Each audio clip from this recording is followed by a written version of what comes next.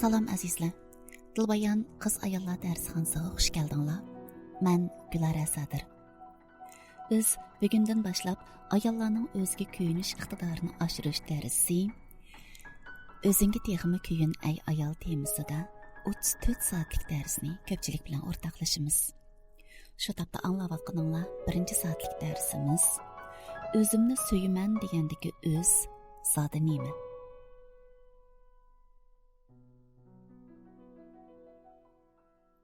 Biz bu darsimizni tövəndəki 3 məzmun bo'yicha ko'pchilik bilan o'rtoqlashimiz.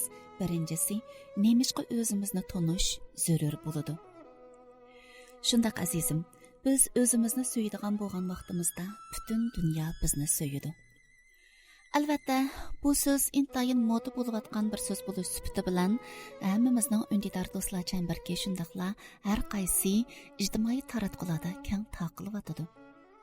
Biz tunji soatlik bu darsimizning temasini biz o'zimizni so'yaylik deganda sodi nemini ko'zda tutamiz degan temada bekitdik. Mening nazarimda hayotdagi eng muhim dars avval o'zni tanib yetish. Biz davomli hayotda o'ngsizliklar nima degan jiq deb qaqshab qolamiz. Nurg'un narsalarni orzu qilamiz, tirishmaymi qolmaymiz. Lekin yo natijasi bo'lmay qoladi, yo bizga nasib bo'lmay uni tutolmaymiz, qo'limizdan chiqib ketib qoladi. Biz yana taqdirning beqaror o'zgarishchanligidan ko'p o'ksinib qolamiz. Lekin yoshirin engimizni chunqurlab tushundigan bo'lsak, bizga aniqsiz, tushuniksiz bilingan shu taqdir asli bizning mijoz xarakterimizda nurg'un balga bishoratlarni qo'yib qo'ygan bo'ladi. O'zimizni texmi tushunsak, shu ayon bo'ladiki, biz qo'limizga kammi deydigan narsalar asli kammigan emas, balki o'zimiz qalb taktimizda uningga yo'l qo'ymagan bo'lamiz. Menga mundaq kishilarni aytib ko'p uchirgan, ular hayotida nurg'un masalalarni tug'dirdi-yu, o'zlari bilinmaydi. O'zini taqdir oldida begunoh, bechora sanaydi. Amda shu odamlar, shu ishlar, o'sha peshkanliklar, o'sha o'ngsizliklar, o'sha menga to'g'ri kelmagan ishlarning hammasi menga o'zi keldi. Mening ta'lim qashgan, odamning nochiriga uchrab qopdimi? Menda nima gunoh? Taqdirning irodasi oldida men ojiz tursam degandek gaplarni ko'p qilishib qoladi. Lekin shuni tushunishimiz zarur. Hayotda yuz bergan hech qanday bir ish tasodifiy bo'lmaydi azizlar. Balki turmushimizda shu ishlarning bo'lishimi o'zimizning o'sha ishlarni chillaganligimizdan, ya'ni bizning magnit maydonimiz, bizning energiyamiz o'shandaq ishlarni o'zi tortib kelganligidan bo'ladi. Xo'sh, endi bu soatlik darsligimizning ikkinchi mazmuni o'zlik deganimiz zodi nima degan temada ko'pchilik bilan o'rtoqlashamiz.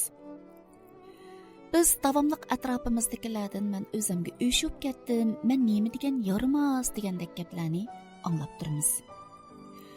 Bizga ichimizdan shundoq ovozlar kelgan vaqtda o'zimizga savol qo'yib boqaylik, azizlar. Buningdagi haqiqiy men zodi qaysiman? Bir men yana bir menga o'ch bo'lsa, bu mendan ikkisi borligini bildiramdi qanday? Biz avval menning nimaligi haqida o'rtoqlashaylik.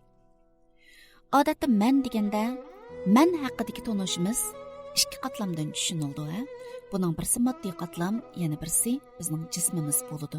Ya'ni bizning tenimiz, badanimiz. Masalan, qalbimizda o'ng qo'lni ko'ta degan buyruq paydo bo'lishi hamon o'ng qo'lni ko'tara olamiz, shundaqmi? Lekin boshqa birovning o'ng qo'lini hargiz ko'tara olmaymiz, faqat o'zimizning qo'lni ko'tara olamiz. Biz badanimizni kontrol qila oladigan bo'lg'achqa, shunimi o'zimizning bir qismi deb qarab kelgan. Jismimizdan boshqa menning yana bir qatlami shaxsiyatimiz bo'ladi. Ya'ni buni biz davlat o'rtaq tilida ringi deb ataymiz.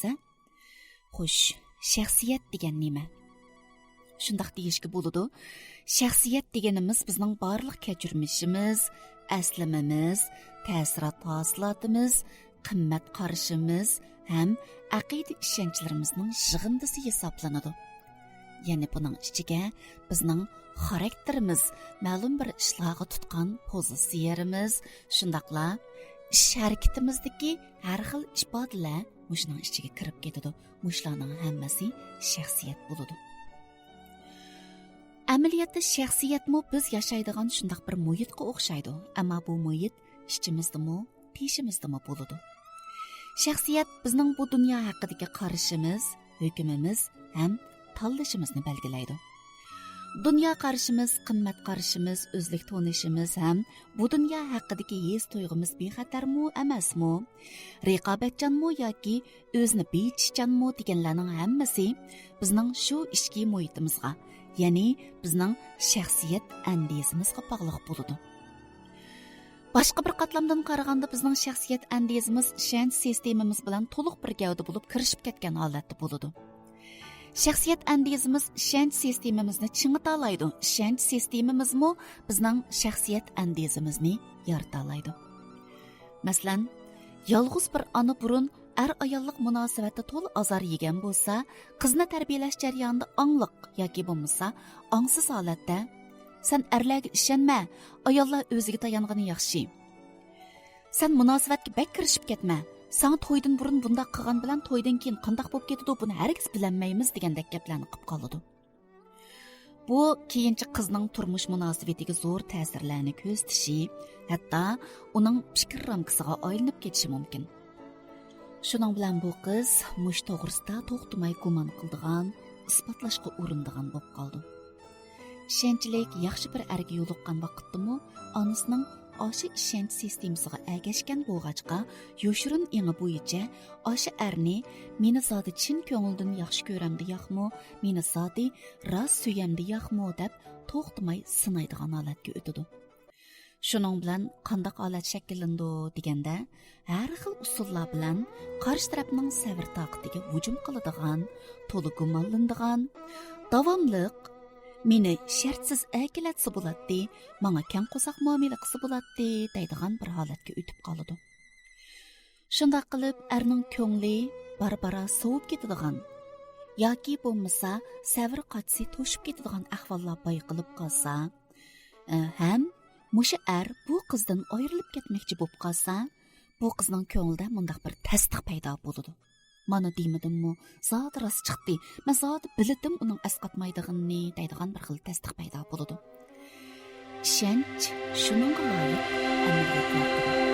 Amaliyot yana o'sha ishonchni kuchaytiradi azizlar. Xush. Misotli darsimizning 3-mazmuni bizda sog'liq qanday qiyinchilik bor. Biz qanday qilishimiz kerak bo'lmasa, ko'pchilikni o'rtoqlashimiz. Xush. Biz dedik, shaxsiyat bizning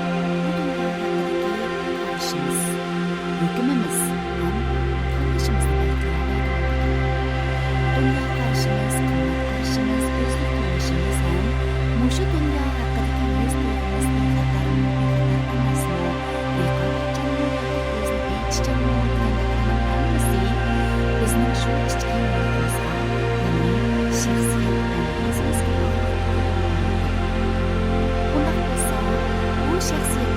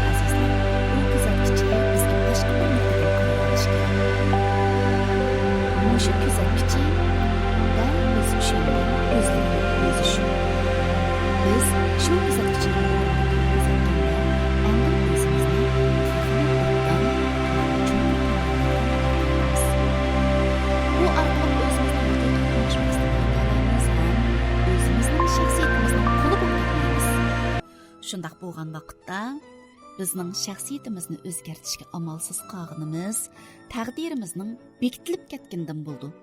Xuddi shaxsiyatimizda shartsiz shundaq inkos bo'ladigandek, shundaq tanlashga tortadigandek.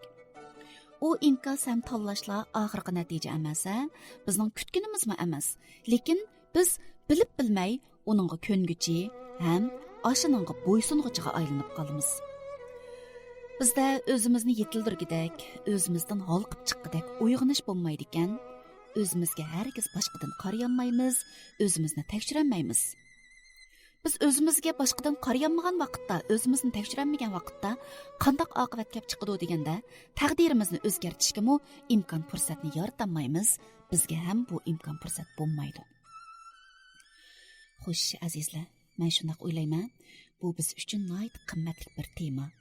Ham haqiqiy o'zimiz haqida izlanishga yordamlik muhim bir boshlanish hisoblanadi. Biz musha orqali o'z taqdirimizni boshqadan ilgimizga ilib, hayotimizning hayot yo'limizdagi haqiqiy bir rolchiga aylanmaymiz deb tilayman. Xo'sh, aziz anglag'uchi do'stlar, qiz ayollarimizning o'ziga ko'yinish iqtidorini oshirish darsimizning davomiga qiziqsanglar, ruhiy quvvatimni texmi oshiray desanglar, qalbinglarni texmi kuchlantiray desanglar, darsimizning davomiga davomliq diqqat e'tiboringlarni bergaysizlar. Men Gülar Asadir, keyingi soatlik darsimizda davomliq sizlar bilan asralashimiz. Xushvaqt bo'lgaysizlar.